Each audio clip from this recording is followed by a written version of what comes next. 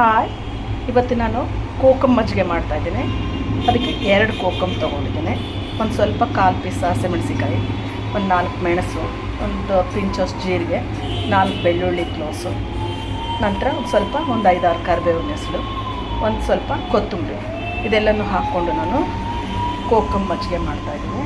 2 ಕೋಕಮ್ಮು, ಕರಿಬೇವು, ಬೆಳ್ಳುಳ್ಳಿ, ಒಂದು 5-6 ಕೊತ್ತಂಬರಿ ಬೀಜ, ಒಂದು 4 ಮೆಣಸು, ಜೀರಿಗೆ, ಹಸಿಮೆಣಸು, ನಂತರ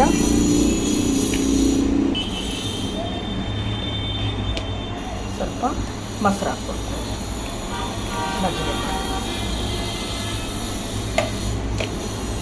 ಇದೆಲ್ಲ ಹಾಕ್ಬಿಟ್ಟು ಇದು ಕ್ಯಾಪ್ ಹಾಕಿ ಗ್ರೈಂಡ್ ಮಾಡ್ಕೋಬೇಕು. ಈಗ ಇದು ಕೋಕಮ್ ಬಟರ್ ಮಿಲ್ಕು ಸೋಸ್ಕೊಳ್ತಾ ಇದ್ದೀನಿ.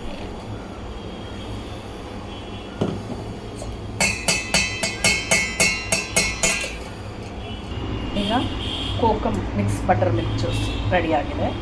ಕೋಕಮಿಂದ ಮಾಡಿರ್ತಕ್ಕಂಥ ಬಟರ್ ಮಿಲ್ಕ್, ಇದಕ್ಕೆ ಸೋಲ್ ಕಡಿ ಅಂತ ಹೇಳ್ತೀನಿ ಕರೀತಾರೆ. ಸೊ ಈ ಥರ ನೀವು ಮನೇಲಿ ಒಮ್ಮೆ ಮಾಡಿ ಟೇಸ್ಟ್ ಮಾಡಿ ನೋಡಿ, ಲೈಕ್ ಮಾಡಿ, ಶೇರ್ ಮಾಡಿ. ಬಾಯ್ ಬಾಯ್, ಥ್ಯಾಂಕ್ ಯು.